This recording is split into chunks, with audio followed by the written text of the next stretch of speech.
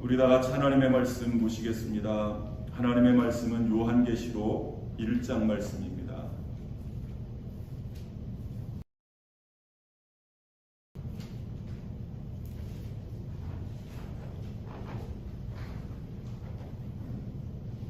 요한계시록 1장 9절에서 20절까지 말씀입니다.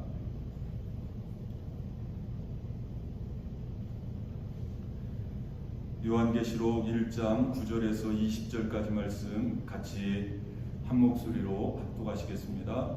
나 요한은 너희 형제요 예수의 환난과 나라와 참음에 동참하는 자라. 하나님의 말씀과 예수를 증언하였으므로 말미암아 밤모라 하는 섬에 있었더니 주의 날에 내가 성령에 감동되어 내 뒤에서 나는 나팔 소리 같은 큰 음성을 들으니 이르되 내가 보는 것을 두루마리에 써서 에베소, 소모나, 버가모, 두아드라, 사데, 빌라델비아, 라오디게아 등 7교회에 보내라 하시기로 몸을 돌이켜 나에게 말한 음성을 알아보려고 돌이킬 때에 7 촛대살 발에 금띠를 띠고 그의 머리와 털의 희기가 흰 양털 같고 눈 같으며 그의 눈은 불꽃 같고 그의 발은 풀무불에 단련한 빛난 주석 같고 그의 음성은 많은 물소리와 같으며 그의 오른손에 7별이 있고 그의 입에서 좌우의 날선검이 나오고 그 얼굴은 해가 힘있게 비치는 것 같더라. 내가 볼 때에 그의 발 앞에 엎드려져 죽은 자같이 되매 그가 오른손을 내게 얹고 이르시되 두려워하지 말라. 나는 처음이요 마지막이니 곧 살아있는 자라. 내가 전에 죽었었노라.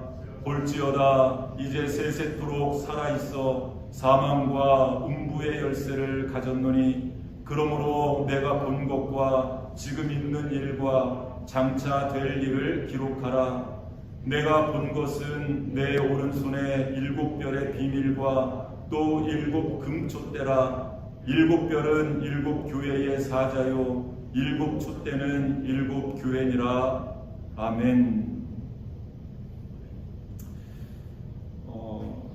우리가 지난 시간까지 이 요한계시록 2장과 3장 말씀에 나오는 7교회에 대해서 우리가 쭉 살펴보았고요.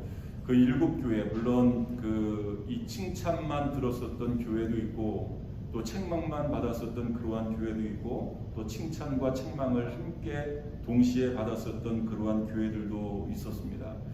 그 주님께 칭찬을 들었었던 그러한 교회를 통해서 우리도 그러한 교회처럼 그런 삶을 살면 우리도 주님께 칭찬을 들을 수 있지 않을까. 또 반대로 주님께 책망을 들었었던 그러한 그 교회들의 그 책망의 내용, 왜 그들이 그런 책망을 주님께로부터 들을 수밖에 없었는가를 우리가 다시 한번 이렇게 생각해 본다면, 그리고 우리는 그러지 말아야지 이렇게 마음에 다짐을 하고 그런 삶을 살게 되어지면 우리는 교회나 또 저와 여러분들 교회를 이렇게 구성하고 있는 성도들은 이 건강한 교회 또 건강한 성도가 될 수 있지 않을까에 대해서 우리가 지난 시간까지 살펴보았고요.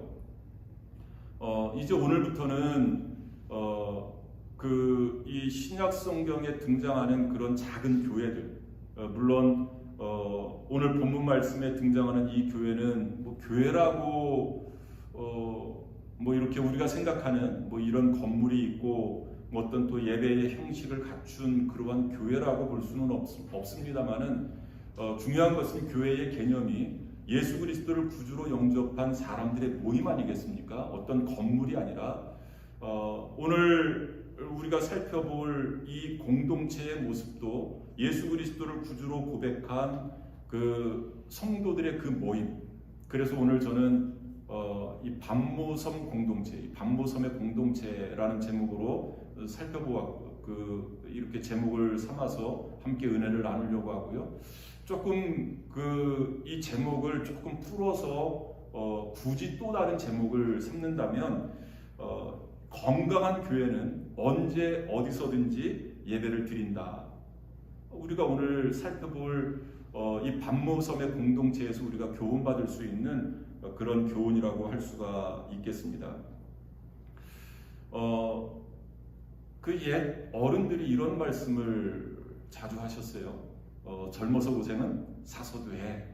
이런 말씀 많이 하시잖아요. 그런데 또 부모 입장에서 보면 이 자식을 막 이렇게 어떤 험지로 세우고 막 이렇게 좀 고통받게 하고 뭐 힘든 일을 하게 하고 막 그럴 부모들은 또 그렇게 많지 않은 것 같아요. 물론 또 개 중에는 그런 부모님들도 실제로 있습니다. 그래서 진짜 말 그대로 이 젊어서 고생은 사서도 한다. 그래야 네가 나중에 힘든 일이 있을 때 그 힘든 일을 잘 헤쳐나갈 수 있다. 라고 또 이렇게 어떤 신념을 가지고 계신 부모님들은 또 그렇게 하시는 분들도 있습니다. 그리고 대부분의 부모님들은 그래도 내 자식만큼은 좀 고생 없이 뭐 이렇게 좀 편안하게 이렇게 살게 하고 싶은 게 또 부모의 마음 아니겠습니까? 그런데 이런 편안한 환경 속에서 자라난 이 자녀들에게 좀 이 좋지 못한, 어떻게 보면 좀 그런 자녀들에게 가장 손해가 되어지는 두 가지 일이 있습니다. 두 가지. 이 첫 번째는 그 편안한 환경을 이 축복이라고 생각을 하지 못하는 것. 그냥 당연한 것으로 여기는 거죠. 당연한 것으로. 왜? 뭐 예전에도 그랬고 뭐 지금도 그렇고 또 앞으로도 그럴 거라고 생각을 하기 때문에 이 나에게 주어진 이 편안함, 이것을 축복이라고 생각을 하지 못하는 겁니다. 당연하게 여기는 거죠. 또 하나는 그렇게 자라가다가 어려운 환경이 갑자기 닥치게 되어지면 왜? 거기에 대한 어떤 준비가 없으니까. 거기에 대한 어떤 경험이 없으니까. 이 당황하게 되어지는 거죠. 이것이 아마 편안한 환경 속에서 자라난 자녀들이 제일 손해보는, 어떻게 보면 자기의 의지와 상관없이 뭐 그런 환경 속에서 계속 자랐기 때문에 그런 자녀들이 가장 손해보는 그러한 모습이 아닌가라고 생각이 되어집니다. 그런데 여러분, 이것은 일반 생활뿐만 아니라 일반 삶뿐만 아니라 우리의 신앙생활에서도 동일하게 적용되어지는 그러한 모습인 것 같습니다. 여러분, 우리가 너무나 순탄한 환경 속에서 신앙생활을 하다 보면 그것을 축복으로 여기지는 못해요. 여러분, 우리가 저와 여러분들도 마찬가지 아니겠습니까? 이렇게 주일날 시간을 내서 또 이렇게 잘 드릴 수 있는, 전혀 어떤 예배를 드리는데 자기의 의지가 문제지, 전혀 어떤 주변의 환경이라든지 여러 가지 이 저항 세력이 없잖아요. 내가 나오고 싶지 않은 것이 문제이지, 내가 마음만 먹으면 언제든지 나올 수 있는. 여러분, 이것을 우리는 축복이라고 생각을 합니까? 그냥 당연한 것으로 여기잖아요. 왜? 어제도 그랬고 오늘도 그럴 것이고 또 앞으로도 다음 주에도 또 그럴 거니까 그것을 전혀 축복이라고 생각을 하지 않습니다. 또 하나는 이렇게 이 편안한 신앙생활을 하다가 갑자기 우리에게 어떤 이 예배를 드릴 수 없는 그런 환경이 우리에게 닥칠 수도 있잖아요. 여러분, 미국이라고 안전할 수 있을까요? 우리가 또 지난 1년 한 반 동안 또 경험하지 않았습니까? 이런 여러 가지 환경들, 어떤 정치적인 요소들이 우리를 편안하게 신앙생활하지 못하게 하는 그 순간이 어느 순간에 올 수 있다는 거죠.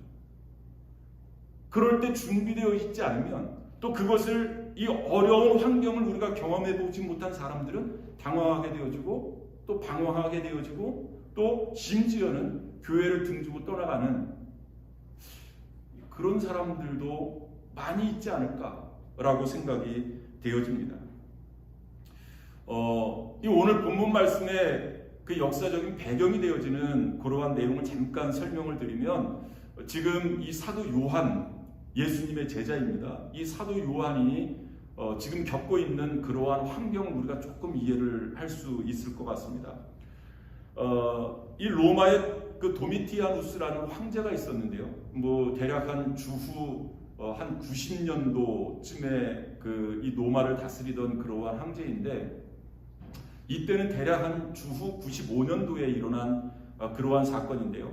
이 도미티아누스 황제가 이 정권 말기에 보통 우리 그 대통령들도 그 네임덕에 걸린다고 하잖아요. 뭐 이제 임기가 끝날 때쯤 되면 네임덕에 걸려서 뭐 대통령이 어떤 명령을 내려도 이게 좀 그 힘이 없고 뭐 그런 네임덕에 걸리잖아요. 아마 이 도미티아누스 황제도 그 권력 그 말기쯤에 어떤 권력 누수 현상을 이 본인 스스로가 느꼈었던 것 같아요. 그래서 이 도미티아누스가 그런 어떤 권력 누수를 만회하고 이 통치력을 강화하기 위해서 쓴 정책이 있는데 자신을 신으로 숭배하게 만드는, 뭐 이 도미티아누스 황제뿐만 아니라 로마의 황제들이 대부분 자신을 이 로마 백성들의 주인으로 그리고 신으로 숭배하게끔 하지 않았습니까? 마찬가지로 이 도미티아누스 황제도 그런 정책을 편 겁니다. 여러분, 이 정책의 가장 큰 피해자가 누굴까요? 뭐 말하지 않아도 우리는 너무나 잘 알고 있습니다. 이 그리스도인들입니다. 왜냐하면 이 그리스도인들은 하나님만을 숭배하는, 하나님만을 경배하는 그러한 사람들이기 때문에 하나님 외에 누구에게도 경배를 하지 않는다는 것을 뭐 이 로마 사람들이 너무나 잘 알고 있었기 때문입니다. 이 그리스도인들이 그때 당시에 많은 피해를 입게 되는데 그 대표적인 사람이 바로 사도 요한이었습니다. 이 사도 요한은 이 소아시아 일곱 교회를 대표하는 그러한 뭐 기독교 단체의 대표라고 할 수 있는 그러한 인물인데요. 이 사도 요한이 체포가 돼서 반모섬으로 유배를 가게 된 겁니다. 뭐 요즘 저희들은 뭐 유배를 가고 뭐 이런 것들이 좀 익숙지가 않은 그러한 환경 속에 있습니다만은 뭐 우리 조선 시대 때도 뭐 어떤 정치적으로 아니면 뭐 사회적으로 무리를 일으키면 멀리 이렇게 그 유배를 보내지 않습니까? 귀향을 보내지 않습니까? 그런 것처럼 이 사도 요한도 그 복음을 증거했다라는 그 이유뿐만 아니라 이 황제를 가게 됩니다. 이 반모섬이라는 그러한 곳으로 유배를 간 겁니다. 이러한 사정을 오늘 본문 9절 말씀에서 이렇게 설명을 하고 있습니다. 나 요한은 너희 형제요 예수의 환난과 나라와 참음에 동참하는 자라. 하나님의 말씀과 예수를 증언하였으므로 말미암아 반모라 하는 섬에 있었더니. 어떻게 보면 좀 좋게 표현한 것 같아요. 그 사도 요한이 좋게 표현해서 내가 하나님의 말씀을 증거하고 그리고 예수를 증언하였다라는 그 이유 때문에 내가 반모섬에 지금 있다. 반모섬으로 쫓겨난 겁니다. 추방을 당한 겁니다. 그런 상황에서 이 사도 요한이 주일을 맞이한 겁니다. 주일. 그 기분이 어땠을까요? 이 사도 요한이 그 소아시아 일곱 교회에서 성도들을 섬기고 교회를 섬길 때 어떻게 보면 뭐 그때도 물론 많은 핍박이 있었습니다만은 그래도 뭐 예배당도 갖추고 있고 또 함께 어떤 뭐 아픔, 슬픔, 기쁨을 함께 나눌 수 있는 그러한 성도들이 있고 그리고 또 예배를 드리면서 어떤 형식적인 그 예배의 형식들이 있지 않았겠습니까? 그 형식에 따라서 예배를 드릴 때는 뭐 우리가 지금 이렇게 느끼는 것처럼 뭐 너무나 편안하게 않겠습니까? 그런데 그 하나님의 말씀을 증거했다라는 그 이유 숭배하지 않았다라는 그 이유 때문에 반모섬에 유배를 왔는데 주일을 맞이하게 된 거예요. 주일. 지난 주에 맞이했었던 그 주일과는 완전히 다른 그런 어떤 환경 아니겠습니까? 어떻게 보면 죄인의 몸으로 반모섬에 유배를 와서 주일을 맞이한 겁니다.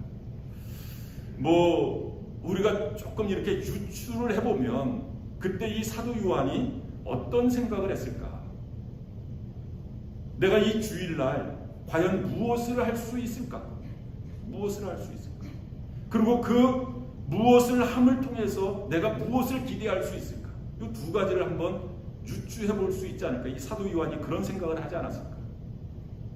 여러분, 유배 가서 무엇을 할 수 있을까요? 주일날. 내가 주님의 일을 했더니 내가 주님의 일 열심히 한 것밖에 없는데, 열심히 복음 증거하라고 해서 하나님의 말씀을 선포하고 열심히 예수 그리스도를 증언한 그러한 일밖에 없는데, 결국 나에게 돌아온 일은 유배 생활인가? 결국 나에게 돌아온 것은 이거란 말인가? 여러분, 신세 타령하고 그럴 수 있잖아요. 그 지중해에 지는 해를 바라보면서 자기 신세 타령할 수 있잖아요. 그런데 요한은 그렇게 하지 않았다는 거죠. 무엇을 해야 되느냐?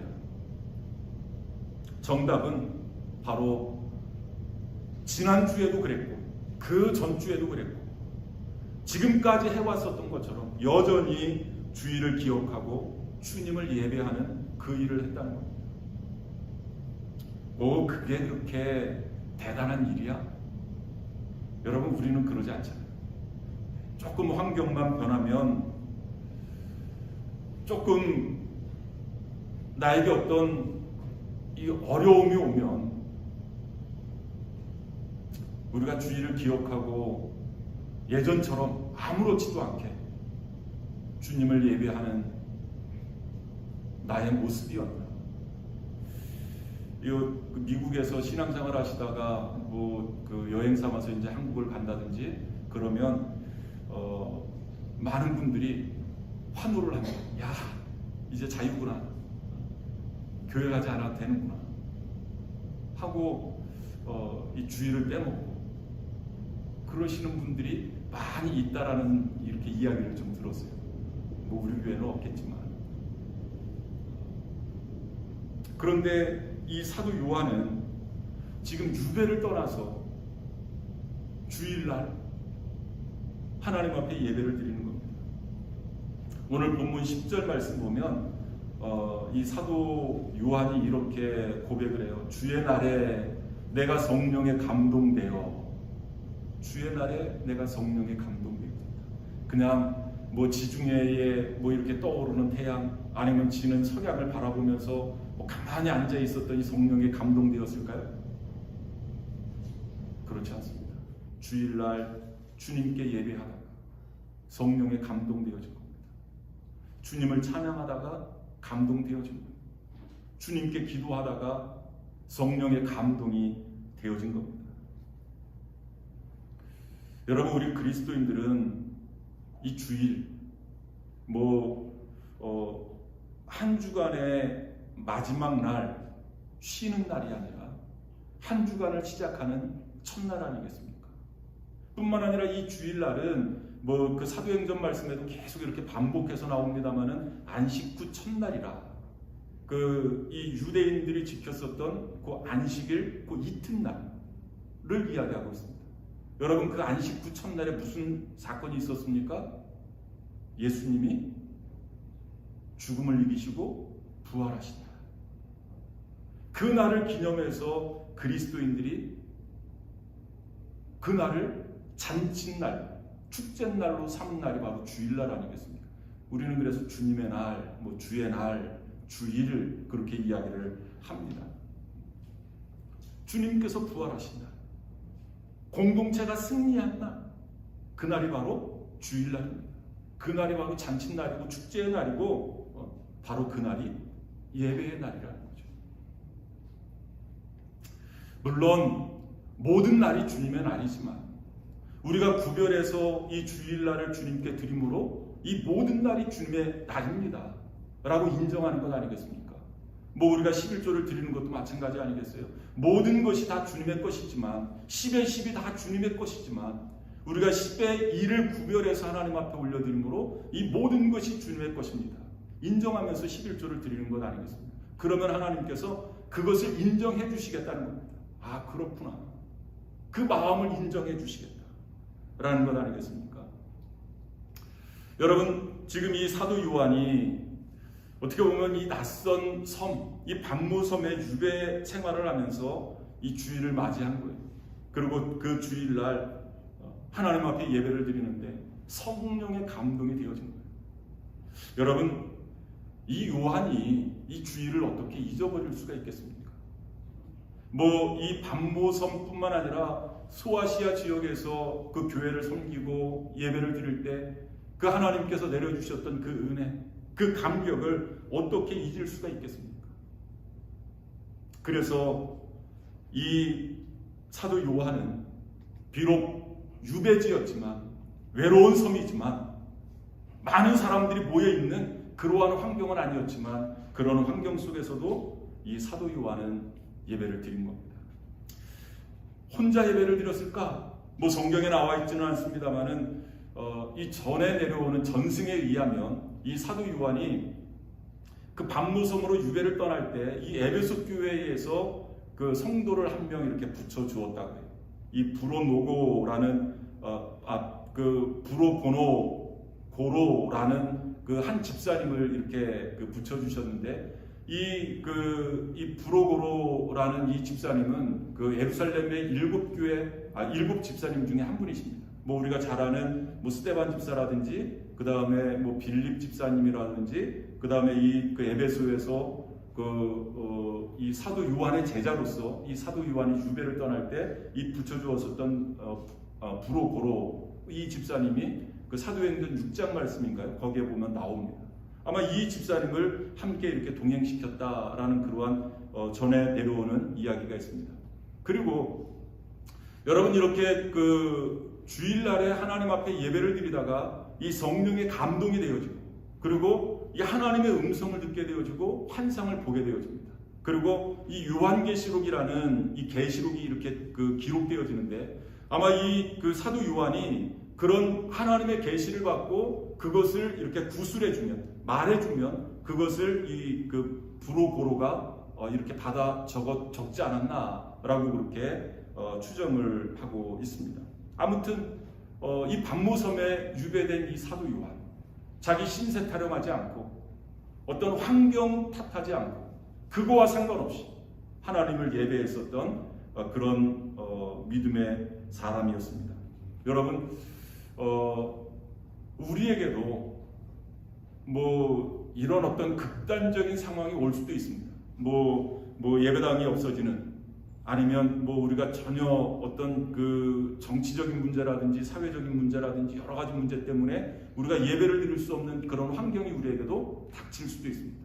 뭐 그거 아니더라도, 뭐 그런 극단적인 어떤 상황이 아니라 할지라도 우리 그리스도인들은 어디에 있든지, 또 무슨 환경이 우리에게 닥치든지 주님을 예배하는 이 예배만큼은 포기할 수 없다. 타협 가지실 수 있기를 바랍니다. 이 예배를 통해서 과연 무엇을 기대할 수 있을까? 여러분, 우리가 하나님 앞에 예배를 드리면서 무엇을 기대할 수 있을까요? 여러분들은 오늘 하나님 앞에 예배를 하러 나오시면서 무엇을 기대하시고 나오셨습니까?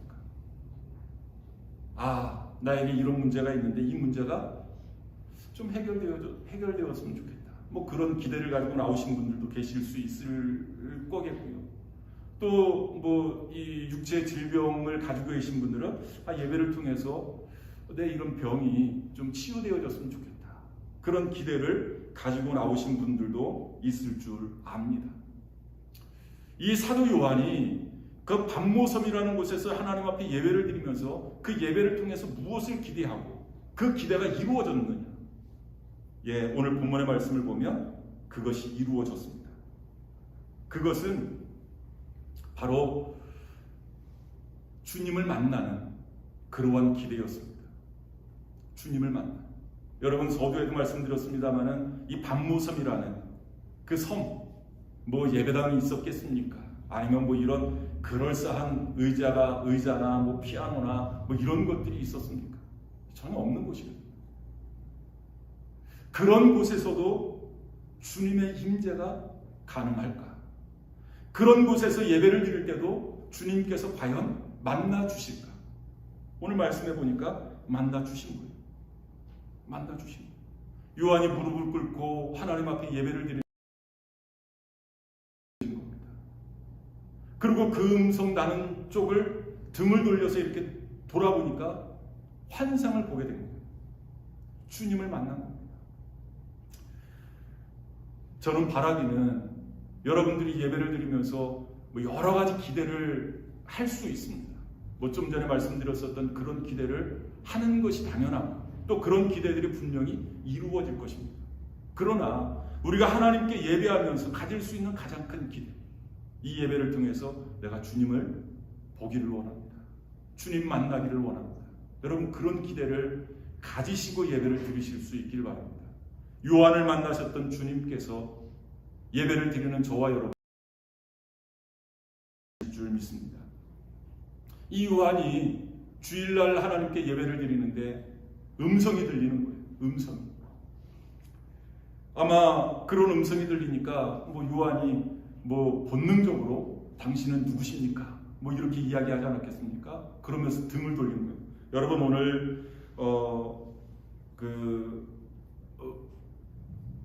본문 그 12절 말씀 한번 보시기를 바랍니다. 같이 한번 읽어보겠습니다. 몸을 돌이켜 나에게 말한 음성을 알아보려고 돌이킬 때에 7 금촛대를 보았는데 하면서 하나님 그 주님의 음성이 들렸을 뿐만 아니라 그 음성 들리는 쪽으로 몸을 돌이켰는데 환상이 보여진 거예요.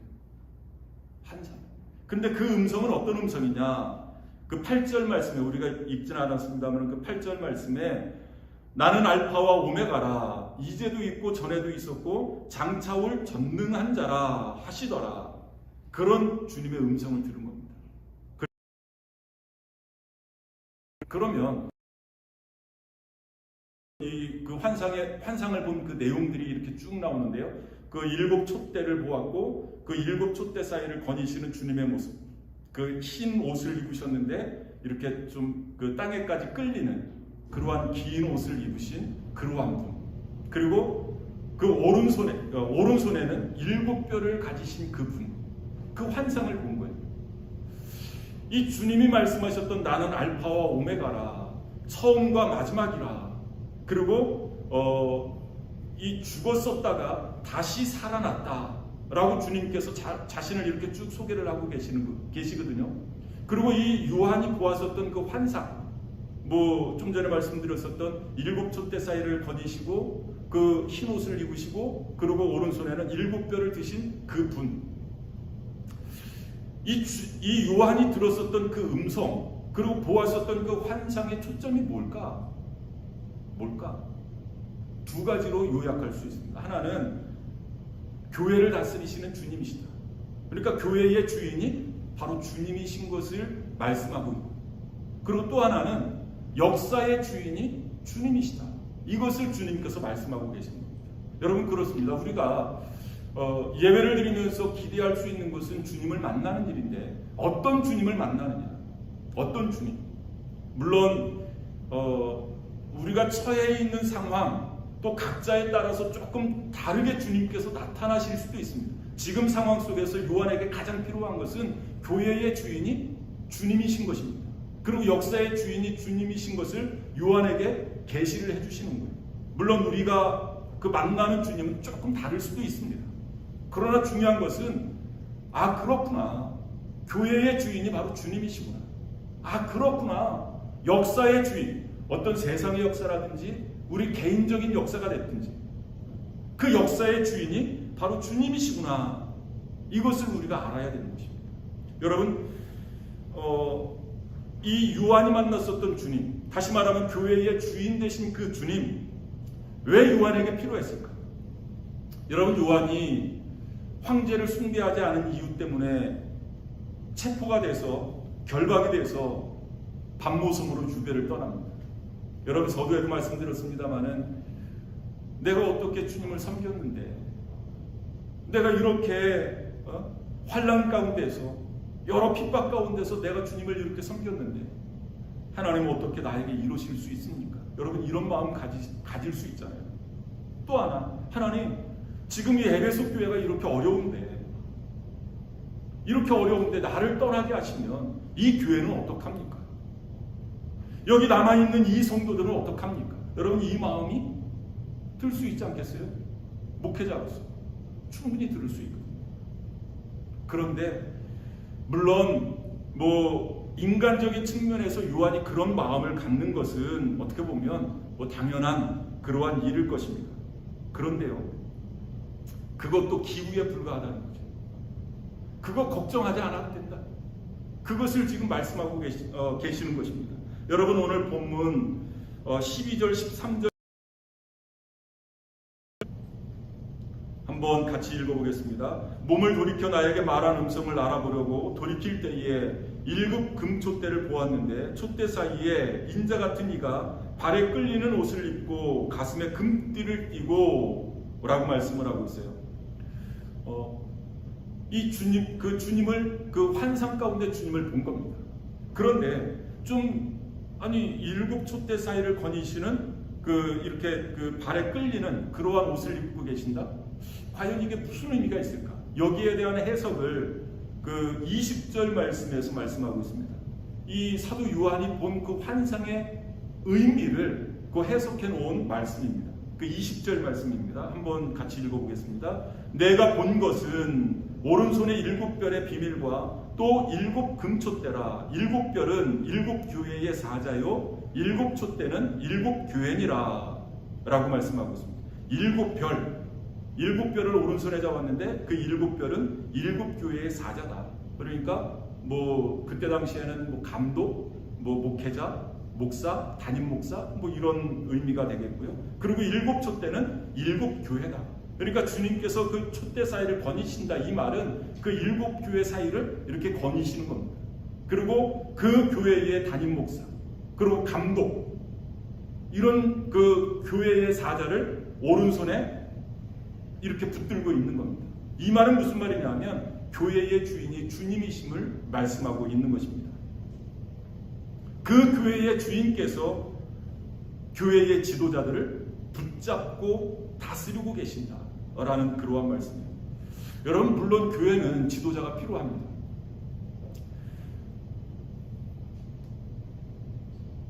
그러나 교회는 결코 이 인간적인 지도자에게 의존하지 않습니다. 교회가 박해를 당하고 또 어떤 핍박을 당하고 지도자가 쫓겨나고 그러므로 해서 교회의 교인들이 다소간에 좀 흩어지고 좀 갈등이 있고 저 교회 이제 망하겠네. 여러분, 결코 교회는 망하지 않습니다. 결코 교회는 망하지 않습니다. 여러분, 이 사도 요한이 섬기던 그 에베소 교회를 떠나면서 목회자 입장에서는 그런 마음이 들 수 있잖아요. 어떡합니까? 그 교회 주인이 아니라 너 때문에 그 교회가 망하고 부흥하고 그러는 것이 아니라 그 교회의 주인은 누구다? 나다. 내가 책임진다. 그 교회는 내가 책임진다. 여러분, 최후의 승리는 결국 교회 편이라는 것을 여러분 꼭 기억하실 수 있기를 바랍니다. 또 하나 바람은 여러분 절대 교회에 대해서 대적하지 마시기를 바랍니다. 물론 우리가 신앙생활하면서 목회자에 대해서 어떤 불만이 있을 수 있습니다. 우리가 신앙생활하면서 교회의 어떤 그 정책이라든지 이런 거에 대해서 좀 불편할 수도 있습니다. 또 성도들 간에 좀 불편한 관계도 있을 수 있습니다. 인간인데 그런 것이 없을 수 있겠습니까? 있을 수 있습니다. 그런데 절대 교회를 대적하지는 마시기를 바랍니다. 여러분, 단순히 교회를 대적하는 것이 아니라 교회의 주인이신 주님을 대적하는 일입니다. 스스로 망하는 일입니다. 절대 그러시면 안 됩니다. 왜? 교회의 주인이 바로 주님이시기 때문에. 여러분, 마태복음의 말씀을 보면 예수님께서 베드로를 축복하시면서 이 교회에 대해서 말씀을 하시잖아요. 마태복음 16장 18절의 말씀을 보면 내가 이 반석 위에 내 교회를 세우리니 음부의 권세가 이기지 못한다. 내가 이 반석 위에 내 교회를 세운다. 내 교회, 주님의 교회입니다. 여러분, 교회의 주인은 주님이십니다. 이것을 주님께서 말씀하신 거고 그런 주님을 사도 요한이 환상으로 본 겁니다. 그리고 음성으로 들은 겁니다. 두 번째, 이 환상으로 보여주고 음성으로 들려진 주님의 모습, 어떤 모습일까? 역사를 다스리시는 그 주님의 모습을 본 겁니다. 여러분 좀 전에 우리가 읽었었던 8절의 말씀을 보면 이제도 있고 전에도 있었고 장차 올 자라 라고 말씀하고 있어요. 그러니까 과거, 현재, 그리고 미래의 주인이 바로 주님이시라는 뜻입니다. 그것을 지금 주님께서 말씀하신 거고요. 그리고 17절 말씀 보면 나는 처음이고 마지막이다. 시작과 마지막, 알파와 오메가가 되시다. 역사의 주인이 바로 주님이심을 말씀하고 있습니다. 그 주님은 어떤 분이시냐? 죽었다가 다시 사신 분, 사망과 음부의 열쇠를 가지신 분, 그리고 이 세상과 저 세상을 함께 지배하시는 분이시라고 스스로가 선언하신 겁니다. 그러면서 19절에 이렇게 요한에게 명령하십니다.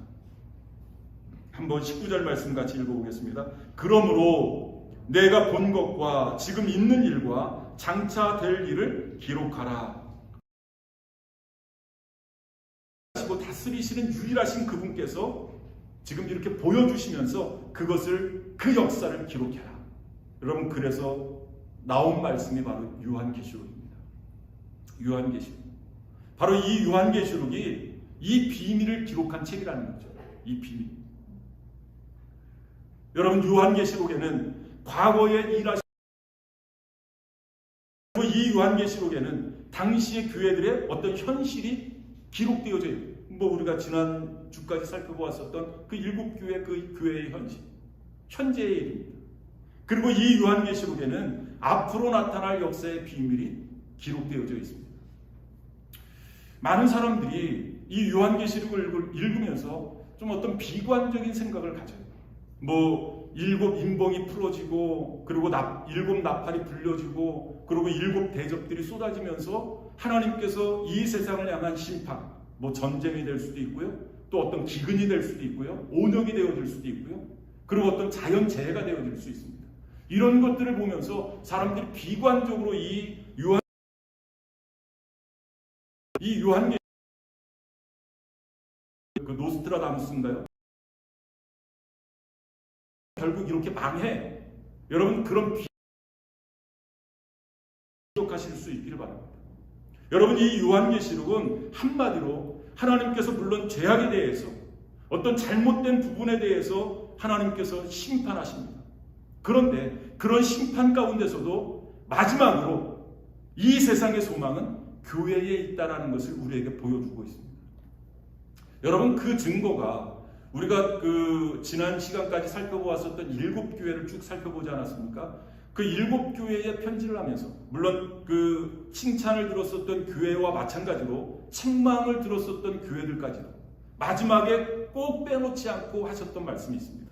이기는 자에게는 생명의 이러한 축복을 주겠다. 이기는 자는, 그 표현이 빠지지 않고 있습니다. 7교회마다. 이 말은 무슨 말이냐면 궁극적으로 교회가 승리한다라는 것을 보여주고 있는, 그리고 교회는 궁극적으로 승리한다라는 것을 기대를 가지고 계신 주님의 마음을 보여주고 있는 겁니다. 여러분, 교회는 망하지 않습니다. 마지막까지 아무리 세상이 어려움 가운데 처한다 할지라도, 환난 가운데 처한다 할지라도 마지막에 승리하는 것은 결국 교회다. 여러분들이 거기에 살아남으실 수 있기를 바랍니다. 이기실 수 있기를 바랍니다. 이기는 자에게. 이것이 바로 우리가 세상에 줄 수 있는 소망이고, 이것이 바로 어두운 세상 속에서 그들에게 소망을 줄 수 있는 작은 빛입니다. 빛.